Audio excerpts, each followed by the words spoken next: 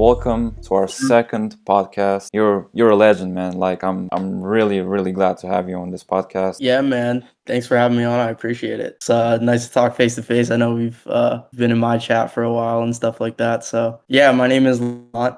I've been in the D2C space from 2014 to today, just building D2C businesses. Started fairly young. I'd say I come from a somewhat entrepreneur family. So I've been around it for a while. Probably only really within the last few years is when I've really built meaningful businesses that I'm gonna have for my kids and for, a while building these businesses. So 2014, the space was really different. So I've seen the transition, but all in all, like D2C e-commerce, it's all relatively, even the same to this day. So How old are you now? I'm 21. I just turned 21. I built my first business when I was like 10 years old, around there. So in like 2014, doing like custom products, handcrafted products, knew about Etsy and stuff like that. My mom was selling on Etsy.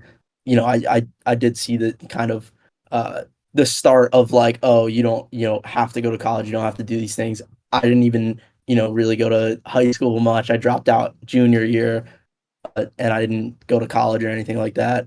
I didn't have a family too that really was like pro academic. Even before me really realizing that, it is a system and it is, designed to create workers. And I truly believe like, a lot of entrepreneurs now or people trying to get into it, it's they're labeling it as, I'm trying to, be an entrepreneur or whatever. I was doing it when I didn't even know what that word meant, right? So it was somewhat of a lifestyle from day one. And I truly believe like you know deep down if you're, a specific type of person and what skill sets you have, and if you're a producer or consumer, it's pretty clear.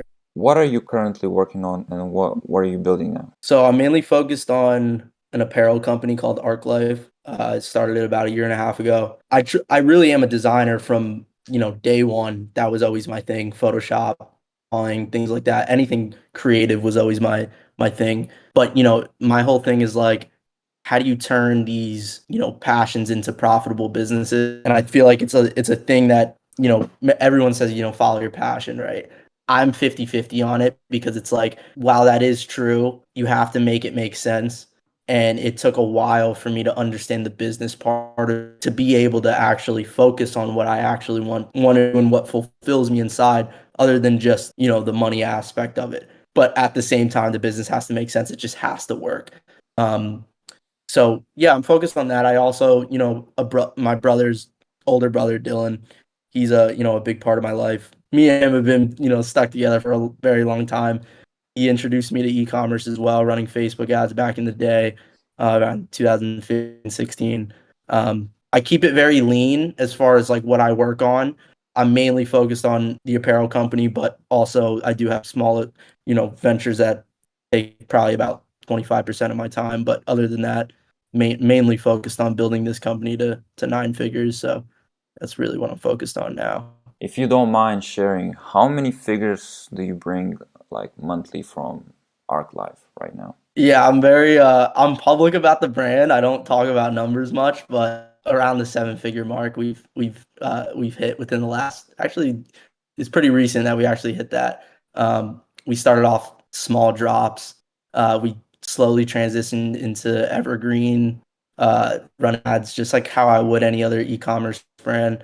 So now we run ads daily to the site, with daily revenue. So it's a bit easier to hit those revenue marks with evergreen, but it's a lot of SKUs, a lot of inventory, a lot of overhead. Just because of that, the cash flow is mainly being put back into inventory very quick. So we have our turnover ratio is pretty fast, but it's still, a lot of SKUs and drops as well, which is a huge part of the business. It's about 40% of the overall revenue. 60% is from new customer acquisition through paid ads and organic and things like that. What are your favorite fashion brands right now? What brands are inspiring you? I really love looking into like the origin of a lot of brands, right? So I do have, I mean, I love learning about the CEOs and CMOs and the actual people behind the brands. I think it's so powerful once you understand where it's actually coming from. Um, whether or not it's the founder or the CEO. But, I love brands like Diesel, back in the day, Supreme. I used to resell Supreme and Nike, Kith, things like that. It just like I'd say early days though, like I was really into skateboarding. Like I would skate every day as a younger than I am now, a few years ago. Um, so I think like being in that culture and just being around that, community, you start to fall in love with brand just because it's integrated already. Like if you're skating, you're already noticing brand and you're already noticing product and things that you like. Um, so things like toy industries and Stussy, all these like brands back in the day. It's just that nostalgic feeling is what I put into my brand now. The inspiration truly just comes from a feeling inside. Like it's not so much of like I glance here and there. I wouldn't say I have like a favorite brand. I love operators, like just dudes running businesses, and I like to learn and soak up knowledge. But for the most part, like even for what I put into my brand now, it's literally just pure passion and fulfillment for me to just create and build. I like from a young age, like I've always just loved to build, and that was really my thing. Whether or not it's about money or not, I think like that statement too about things being not for money. I think money is number one as far as important that you need to be able to grow and build something. You can't inspire and you can't build something truly meaningful if you're like, I don't care about the money. I'm just gonna, in my opinion, I think it's a bit selfish, just because you can't inspire many, many people at a higher scale if you're just, in your room building and you don't care about the money. You just want to be creative, right? Because I know a lot of creative people, like, they just want to be creative, which is cool, right? But, I'm truly trying to build a massive brand bigger than me. And in order to do that, it's not about me, right? So it's just about, you know, being able to transcend what I feel inside and then delegating and, building it that way and inspiring people as well. And so everybody sees the success that Ark Life has, but they don't see all these problems, all the behind the scenes of actually building a brand, all the manufacturer problems and the waiting time of the production of the clothing. So I want to ask you, did you have any messed up designs or messed up sizes on your clothing? Yeah, all the time with samples. I'd say at the beginning it was more we had about a 95% hit rate every time, new design, new measurement. Um, you know, we still manufacture overseas, so kind of like the hands-on portion of the business isn't there. It's just for how well I can actually create the measurements and designs. Um, we're looking now into creating manufacturing in-house. So I'm going to build the team here in the US in a few different locations, probably start where I'm living at now. I'm in Florida, but small cut and sew team. I would actually really like to get into the fabric, actual textile manufacturing. Once you get into more so of like denim manufacturing, it's a bit different. But fleece, anything fleece and cotton, it's pretty uh self-explanatory. It's just, small cut and sew team. The thing is like from the beginning, it was always about the product, right? Like I care. I didn't even really try to make it a business, right? Like, and I think like where a lot of people mess up with adding value, and everyone's trying to find product market fit, which is that's number one, obviously. But in my opinion, you have to focus on the product, and it has to be somewhat of something that you enjoy. I think like people trying to run these side hustles and drop shipping and or whatever, and I've been there and I've done it, but I've made a good amount of money drop shipping. But for me, even from the beginning, my household, it was always like creating product, right? And being close to the product. Now I see it as being closer to the supply chain. Like you said, it was like, really with overseas manufacturing, waiting a long time. We're not even at the point where we can drop every single month, right? So it's every other month or so, a collection that'll last an long enough time where it doesn't sell out to where we can actually sustain revenue for a 2 or 3 month period. With that lean manufacturing team that we want to build in the US, we'll be able to be more hands-on, right? And me as an actual creative, I truly love making clothes. Like that really is my thing. I also love business, and business is my thing as well. Um, But I feel like, things have to be delegated in a specific way. If someone can handle something a bit better than I can, by all means. But as far as product goes, I absolutely just love building product, and I think that's really where I need to focus on. When you're closer to the supply chain, the problem with drop shipping, in my opinion, is the people like when you're running a drop shipping store, right? You're not thinking about supply chain. You're not thinking about the manufacturing of the product. You're also paying a bit more in cogs, and you're paying all these percentages for the manufacturer's taking a cut. When they're importing the product to you if you're ordering bulk. It's like, how can we figure honestly really like some Rockefeller stuff, like like let's get the machinery and let's actually build the product in-house, onshore in the US. That way, you're cutting out all these middlemen, and truly actually scaling the operation in general. That's how I look at apparel. And when you look at large companies, obviously Apple and things like this, like they are their manufacturer, right? Like when Steve Jobs built the iPhone, it was like he had the engineer team in-house building the software, right? And then what you're looking at is just a scalable, system and operations of what they built at a larger scale with just a larger team. So like what you're looking at now, where we know Apple as Apple, it's like, yeah, well, they started with just creating the initial idea and bringing the manufacturing in-house. There's no manufacturer that, is outsourced in that process. So, I'm all for that, honestly. And drop shipping, I spent probably about a year and a half drop shipping.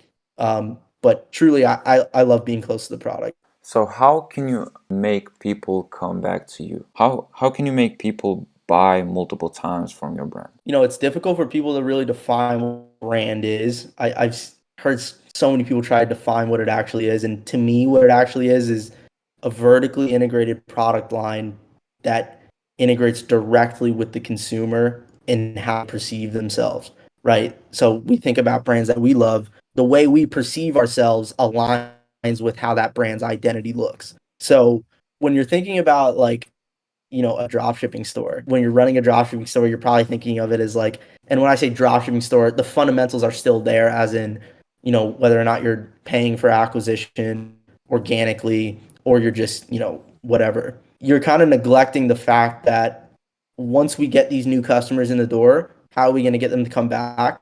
So what happens is when you're only focused on new customer acquisition and there's no returning customers, the brand's going to slowly die, right? As in, you're going to think it's dying out, or you're going to think it's the product or maybe creative. But what it actually is you're missing pretty much 50% of the business, which is the entire back end. So when I'm thinking about, returning customers with apparel, it's a bit easier just because it's already integrated with product drops. Same goes for any other, product line. If you're a skincare brand, you're going to launch other products. To me, it's solely understanding who your customer is to the base level. Like if you can understand who your customer is and you're not thinking of it as product and so heavily trying to market this specific thing or these gimmick ways trying to get acquisition, you look at the business completely different. You start to look at it universally, and also you're looking at different metrics, right? Average drop, probably looking at ROAS, vanity metrics like CPMs and CTRs and all these different things. I don't even look at really much of that with Arclife. It's kind of like, let's just, look at our NCCPA. How much are we paying to acquire a new customer? And what's the lifetime value of them? And how much does it cost to fulfill that? Because products cost money, obviously. So you can't just look at like a CAC to LTV ratio. That's neglecting like a cost per acquisition cost to the LTV of the customer journey. You can't really just look at that because it doesn't have the cost of goods and additional fees and, shipping costs and things like that. It doesn't have that in it. So you could be scaling at a 2 ROAS, not even knowing that you're actually losing money, right? So it took me a while to understand this. And this is truly, if I wanted to build a retail store, this is how it would be, right? A restaurant, any of these things, like you're not just selling to new people every day. Obviously you are, but the thing is let's get these customers in the door and then let's feed them other things that, we know that they're going to like because we understand the customer. People often talk a lot about experiences that are bad, but people do talk about experiences that are good, whether or not it's them buying from a brand or buying from a store, retail store, or going to a restaurant. People talk about these things. Word of mouth is super important and organic as well. But I mean, with Arclife, we do look at we want like a 60% new customer, rate, and then we want like about a 40% return customer rate, um, at all times and almost on a daily level, just because we're gonna understand that, these customers are gonna come back.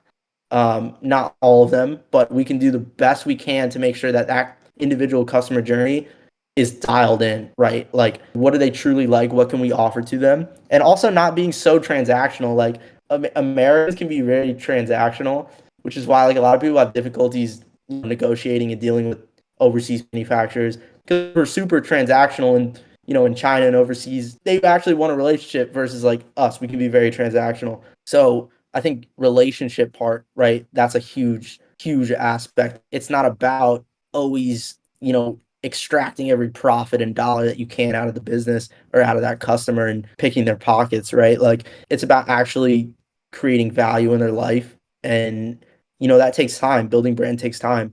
It's not it's not like a side hustle thing or something where, the business is going to make $1 million overnight. You know what I mean? It's like, you know, maybe the internet has been, forced this narrative, but it definitely takes time.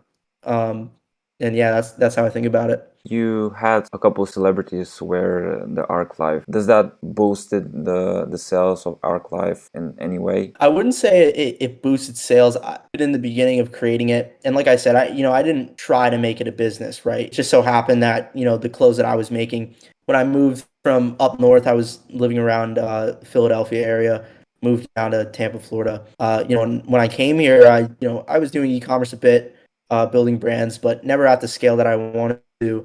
When I came down to Florida, um, Philadelphia was my hometown. So when I came down here, I didn't pack much, right? So I kind of kept it very lean because I wanted to live this certain lifestyle, um, of, not being tied to anything.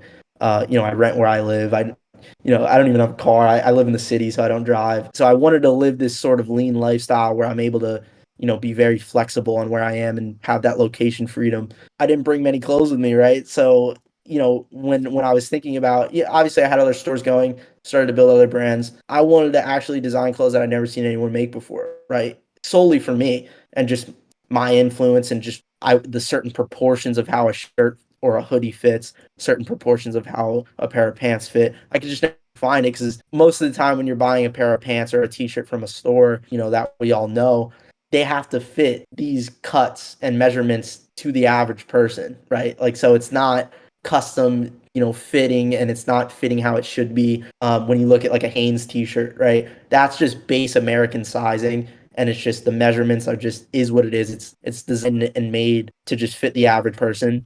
And so I could, me loving fashion and I was into archive fashion in high school, things like Rick Owens and Margiela and brands like this, and was definitely into Supreme, reselling Supreme and things like that. That they were more on the side of focused more on cuts and measurements and proportions. I wanted to build something like that, right? Started just making clothes, getting samples and wearing it, right?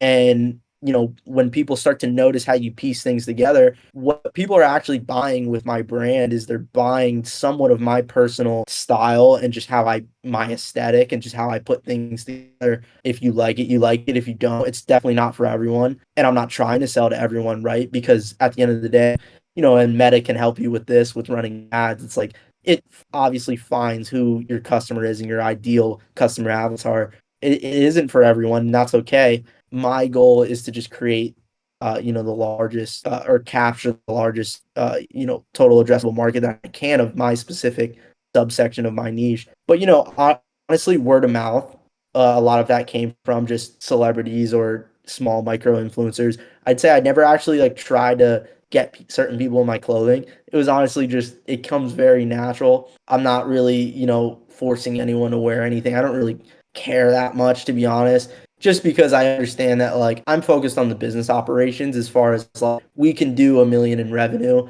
without any influencer push. And then once you position yourself as this type of brand, it's like wholesale accounts, influencers, I can pick and choose. It's not like, I'm chasing after this specific person or, whatever the case. I just always, for personally, I always like to position things in a way where, people are coming to me. It's not so, where I'm, chasing things. And that goes the same for money as well. Like the way the money game works, money is really energy, right? It's position yourself in a way where you're attracting these things. Obviously, not so law of attract. I believe in it somewhat, but you still have to grind. I think like the daily habits, right? And this is a little off topic, but in general, like daily habits is what got me to where I am today. And I'm not gonna stop it. And to this day, I do the same thing I did 3 years ago that got me to this position. You're only seeing like, it may look like it just happened, but you're not seeing what the months and years that it took to get to this position, and nobody does, right? And that's why I like to lose in private, and I like to win in private as well. And to me, that's the best thing that you can do. I'm not too materialistic when it comes to me attaching myself and my values to materialistic things as much. Just because I understand that like dudes that I know in e-commerce and D2C and building brands, it's like I understand the fact that like, the cost of goods on a Louis Vuitton shirt is like sub $10, right? So like all you're buying is identity. And to me, I was like, I'm not gonna go buy that. I'm gonna go build one. Like I'm gonna go build a Louis Vuitton. Obviously, they have tons of heritage and whatnot and years that go by, where they're, as valuable as they are. But the point of the matter is that everything is possible. Everything is by humans, and we're human, right? Like there's no, whether or not someone just knows someone a little more powerful or whatnot, uh, however you want to define powerful, how some of these people are in general, money's just going to amplify that on who you actually were when you had no money, right? And I've been on both sides of it, and like to me, detaching from the dollar and really understanding what money is a lot when building a business. You start to think of things a little more strategically and not so like trying to get rich quick, right? Because it's like we're in this for the long term, and we're in this to build something meaningful, and you're not going to get there by being selfish. So, what's the meaning behind the Ark Life name? How did you come up with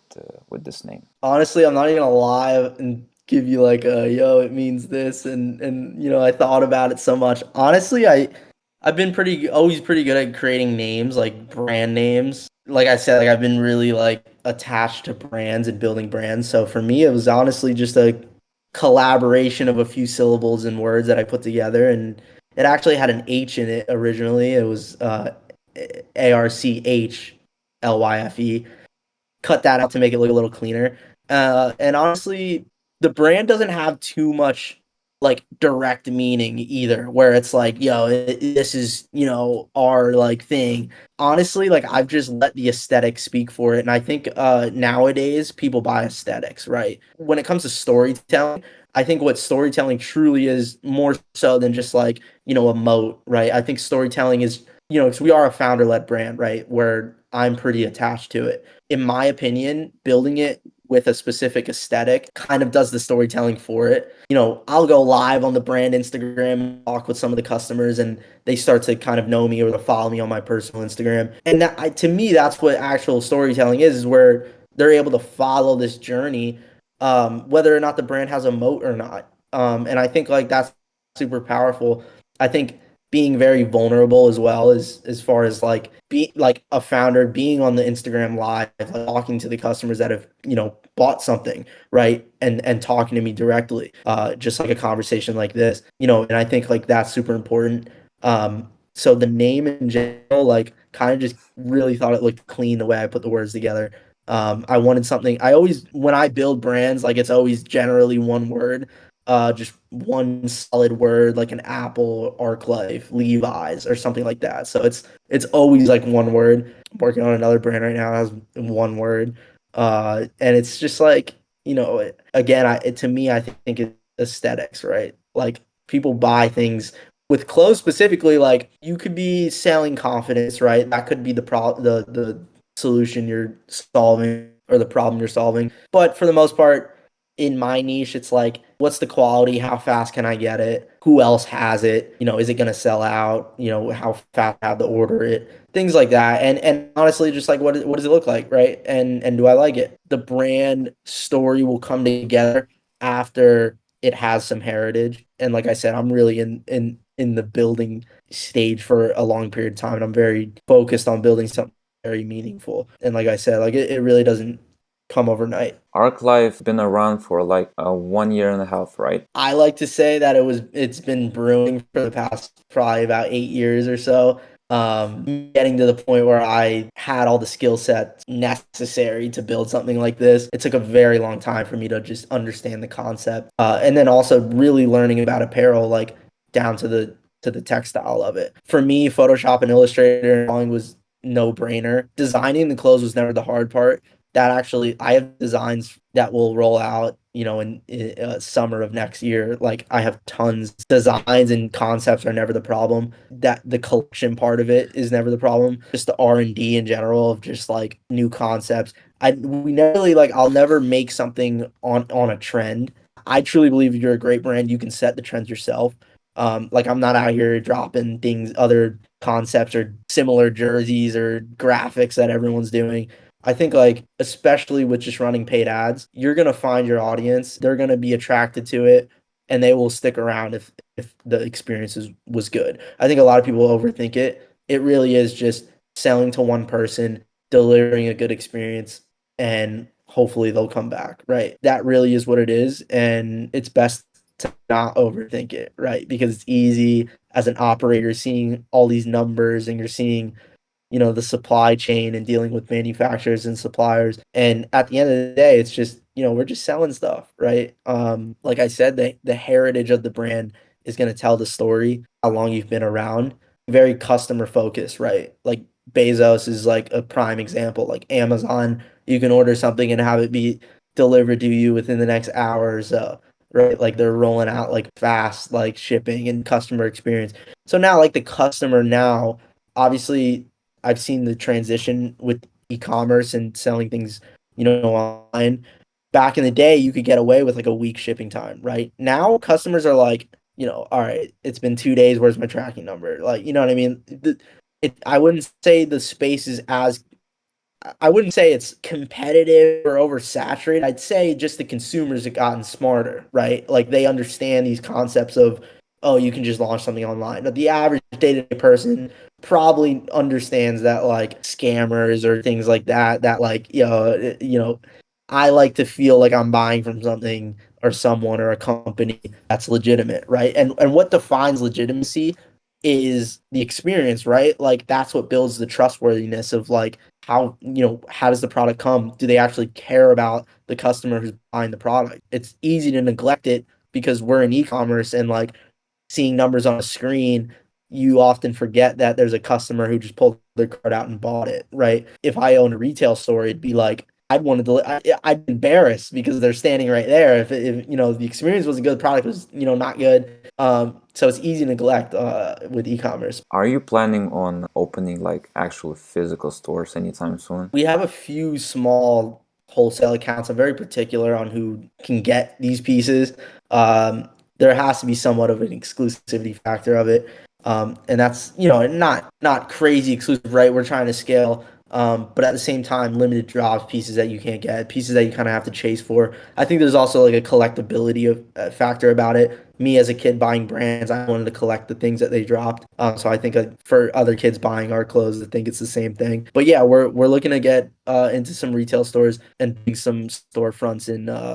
We'll start in New York City, maybe Miami, LA, things like that. But yeah, the moves that I'm making now for the brand is strategic in the way of like that is where I'm trying to head towards, right? Like in-house manufacturing, being able to scale at any time, being able to not rely on manufacturers and being able to test concepts like, yo, if we have a new design or a concept, we can see it finished and completed by the end of the day. Start mass producing, drop the collection, right? And like not being so reliant on manufacturers can help you get there and build it to 9 figures.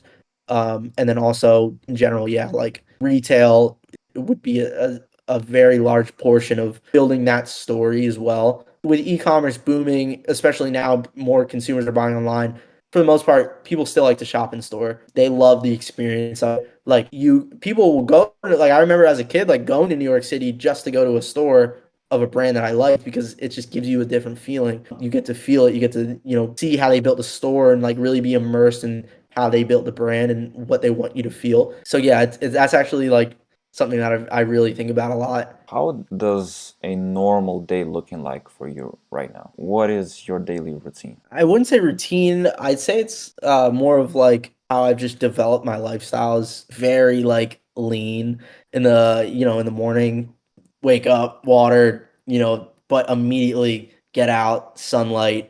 I'm real big into calisthenics, get some pull-ups, push-ups, dips, real like real barbaric in the way I do things. But in the morning, have to work out. If I don't work out in the morning, it's kind of like, I don't feel the same, bit foggy.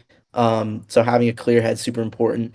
When building a business, you have to be, on point all times, right? Like, as a kid, I was very, I don't used to smoke weed a lot, like as a kid. Now it's just like, I haven't smoked weed in probably like 3 years. You got to be very clear headed, right? And I think like that's also it has a lot to do with like purpose and drive. Like I'm very focused on the journey of this, and I understand the fact too that like small daily activities that of discipline are going to compound over time. So work out, come back, maybe grind a little bit, probably about 3 hours of work, just get whatever I have to get done.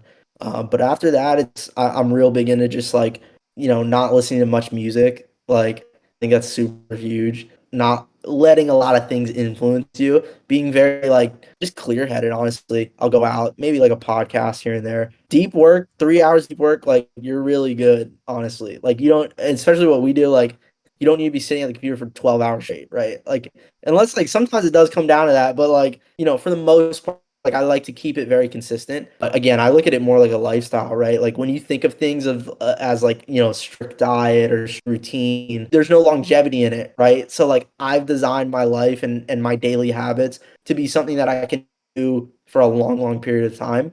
And I'm all about just like baseline, like always keep your baseline level of like these are my non-negotiables, I guess you could say. Like this is what I do every day. Anything else after that, cool. Me subconsciously knowing that this is what I do, this is what I have to get done, and just like setting yourself up for that. Like when I was younger, like I never had like routines or anything. Living with my mom, going to school, you're not thinking about those things, and I also wasn't thinking about like like we got to build this, I got to get rich. You know what I mean? Like in high school, like you're not even really thinking about that until you really like it only hit me until I actually moved out of my hometown and actually felt what it feels like to actually be alone and like have no one to really talk to, right?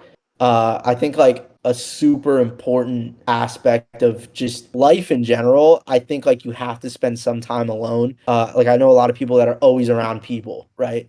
As much as like I love conversating, I love networking and meeting new people. I definitely spend the majority of my routine and my time alone, building focused thoughts, clear head. Yeah, if I want to dabble in, network, I'll go to masterminds or I love meeting people. At the end of the day, get back to the crib and I'm waking up tomorrow doing the same thing I did yesterday. So What do you think was your biggest mistake? What was your biggest mistake since you started building brands? it's a really good question. I think probably the most important question. I think learning from your failures. I think you're not analyzing the things. You're not analyzing your actions. You really have to watch your moves. For me, it was probably not trusting my gut. What is your advice for people that want to start their own brand or their own apparel brand? I think anyone would say like just start with something. I like to think of it as like truly find what you loved as a kid. Whether it's it doesn't me personally it was apparel is just a kind of an accumulation of skill sets that I had and initially loved, and what made me fulfilled inside. Apparel just kind of like uh, combined all of those things. So I truly like to say like really figure out what you were, really, really good at as a kid or what actually made you fulfilled as a younger, version of yourself. I think it's easy to forget, especially when you get older, like what you truly like, what you're actually passionate about. I think it's really easy to forget. And we all have those things. and we all know what they are. It just may take some time for it to shed some light. Um, and I think starting with that, and then honestly, like literally, you have to truly become that person that you want to become through daily habits and through daily, accumulation of steps to where you want to actually go. And then I think from base level, like understanding if you're actually a consumer or producer, right? Because entrepreneurship definitely isn't for everyone, right? Like I think it's glorified, like looks really like, shiny on the outside, but it really isn't. It's literally I'm gonna do this thing for this amount of time and I'm not gonna see any results and I'm gonna keep going even when I fail and absolutely get smacked in the face every 5 minutes. And it really is, and maybe get that one win, maybe, right? And then like it won't even feel as good as I thought it would, when I actually achieve it. That's what entrepreneurship is. It's consistently getting smacked and beaten up. And what you see in online or whatever, it's like those are just like, maybe dudes trying to sell you some info or like some courses or whatever. But in general, building a business is really, really difficult, right? And I think it takes a like a whole reframing of how you operate and how your subconscious works to be able to even put yourself. It's all a mindset thing. Like I tell you what, like business, all of this, it's all mindset. Really has nothing to do with like you. I mean, you could be like super high IQ, come from like a billionaire family, and like whatever. To me, I think having a high EQ and a good emotional quotient, and being emotionally intelligent can outwin having a high IQ. Oftentimes, I feel like if you have a super high IQ, it's like you may even like really overthink things and not be able to actually get anything done because you're like too smart. You know what I mean? So that could also be like a little bit of a bad thing. I think like being able to handle your emotions really well and how you operate is super important. You have to be right, like physically, mentally, to be able to even build a business and be in that mindset. But small steps, really like understanding the knowledge, being a sponge. I like to say like you want to be an unorthodox CEO. And what I mean by that is like I've always taken information and soaked knowledge from dudes in other spaces. Always. Like my whole network is I don't have one person who is building an apparel brand in my network. Every one of these dudes that I meet or, have a good relationship with all build different brands, different businesses, different things because you learn different information. If I only had, the same guys building the same apparel brands, hitting the same revenue marks, you don't grow. Right? I want to be around the dudes doing 8, 9 figures, building, huge SaaS companies, micro SaaSes, or, building CPG products. That dynamic of how their business works is a bit different. My business is more drop based and it's more, yeah, we'll run paid ads and get daily sales, but for the most part, it's like it's really based more on community and like it's a bit different than just like running ads to an offer that hits and you can just scale up and like it's a little bit different. Learning information from different types of people. It doesn't have to be directly in your niche or what you're trying to build, and like that'll really light a fire under you and kind of like, uh, you know, understand that the world is really big and the opportunities there. You don't always have to build what everyone else is building. I think, obviously the internet, kind of the boom that we're in right now, the internet is amazing and the opportunities there. Um, but, forget like real business, right? Like real operation that you can build. The internet is just a way for e-commerce specifically, is a great way to get product market fit very fast, right? But back in the day, like without e-commerce, really where it was like running Facebook ads and really like acquiring online customers. Before that, it's like I had to bring my product to market. So like, yeah, this whole like terrible drop shipping product thing, like being able to get sales and deliver a shitty product, like that wasn't a thing back in the day. Like my mom used to do like, she was a sales rep, and one of her main kind of guys she used to sell for, she'd go into actual stores like and sell these products. She worked for like a glasses brand. For me, I always see her like she would always travel, right, and go to these different stores and go walk in and try to sell these products, go trade shows and things like that. And like for me, seeing that from a young age, it's like, you really had to bring a product to market somehow, some way, whether or not it was e-commerce or not. But the product had to be good, because if it wasn't, maybe you got lucky and that store, placed a 100 unit order, but maybe they didn't buy back because like they got bad feedback from the customers who came in and bought, and then you don't have a business. But like with e-commerce and drop shipping, we're able to just scale super fast, get the money, focus on the money, and like not care about the customers. Obviously, like if you're starting, right, like drop shipping can be a good way to just, if you get a few sales. I think it shouldn't be looked at as drop shipping. It's all D2C. You're building a business, but it's just drop shipping is a way that you can fulfill the product without you having it, right? Without investing into machines or inventory or ingredients to formulate your product. You can sell and then obviously fulfill it without touching it.